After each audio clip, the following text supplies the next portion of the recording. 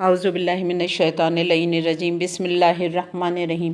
تمام تعریفیں اور حمد و ثنا اس رب ذوالجلال والاکرام کے لیے جو سارے جہانوں کا پروردگار اور روز جزا کا مالک ہے۔ میرے تمام سننے والوں کو السلام علیکم ورحمۃ اللہ وبرکاتہ۔ اور آج 14 ربیع اول کے دن کی بہت بہت مبارکباد۔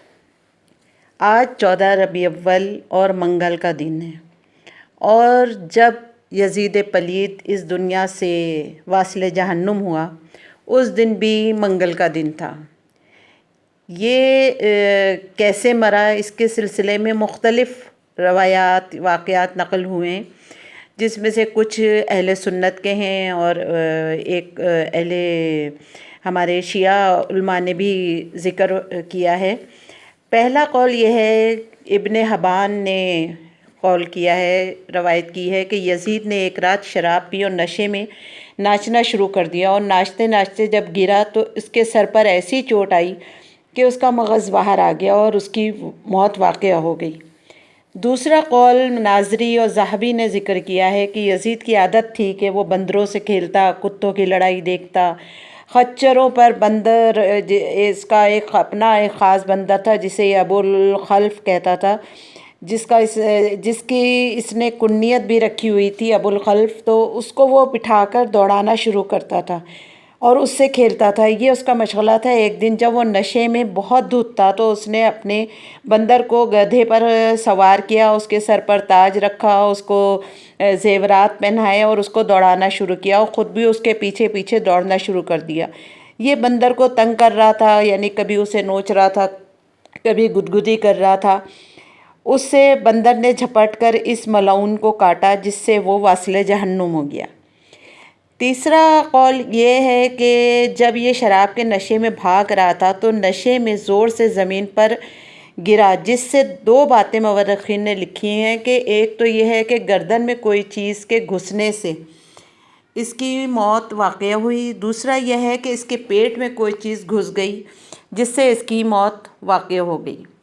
اس کے علاوہ ابن عشیر اور ابن منظور نے نقل کیا ہے کہ ذہب ایک بیماری ہے جس میں گلے میں ایک پھوڑا نکل آتا ہے اور اس سے خون رستا ہے، اور وہ بڑھتے بڑھتے اس طرح سے ہوا کہ اس کا سانس کی نالی کو تنگ کر دیتا ہے، اور پھر وہ اس سے یزید کا دم گھٹا اور اس سے یزید واصل جہنم ہوا۔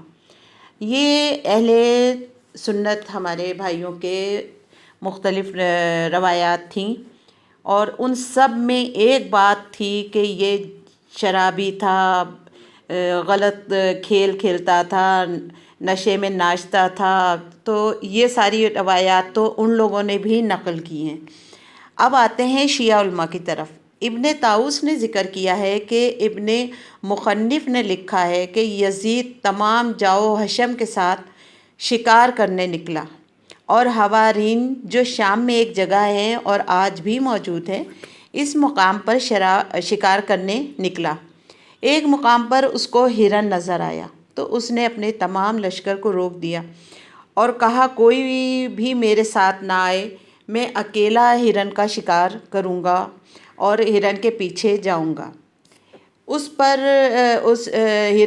نے ہرن کو خوب دوڑایا اور دوڑتے دوڑتے ایک ہولناک وادی میں پہنچا۔ جب اس وادی میں اترا تو اس نے دیکھا کہ ہرن اچانک غائب ہو گیا ہے۔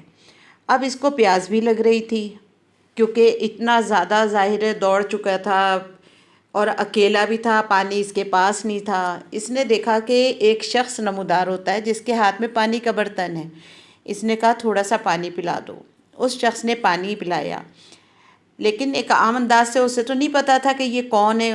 اس نے پانی مانگا، اس نے پانی اسے پلا دیا۔ یزید کو ذرا محسوس ہوا، اس نے کہا اگر تم کو معلوم ہو کہ میں کون ہوں تو تم میرے عزت و احترام میں اضافہ کرتے۔ اس شخص نے پوچھا تو کون ہے؟ تو اس نے کہا میں یزید ابن معاویہ ہوں۔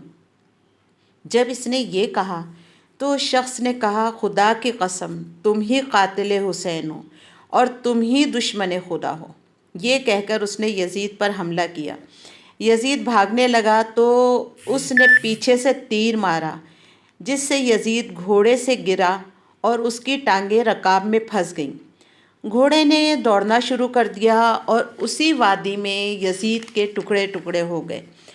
جب اس کے آدمیوں نے انتظار کیا اور جب اسے ڈھونڈنے نکلے تو انہیں گھوڑے کی رکاب میں لٹکتی ہوئی ایک ٹانگ ملی، جس کو لے جا کر دفنایا گیا باب صغیر میں۔ اور وہ منگل کا دن تھا، جیسے کہ آج ہے۔ دشمنان اہل بیت پہ بے شمار لعنت۔ آج کی ہم مبارکباد دیتے ہیں اپنے وقت کے امام زمانہ اجل اللہ تعالی فرجہ شریف کو، کہ آج کے دن وہ لعنتی اس دنیا سے گیا جس نے اتنا عظیم ظلم کمایا اور دین خدا کے اندر بدعتیں رائج کیں، اور اس کے علاوہ اس نے خانہ کعبہ کو بھی نقصان پہنچایا، اس نے مسجد نبوی میں بھی گھوڑے باندھ دیے، اتنی زیادہ اس نے ظلم کیے ہیں۔ پروردگار محمد وآل محمد کے صدقے میں ہمیں ہمیشہ اس ایسے لوگوں سے برات کے لیے رکھے۔ والسلام علیکم ورحمۃ اللہ وبرکاتہ۔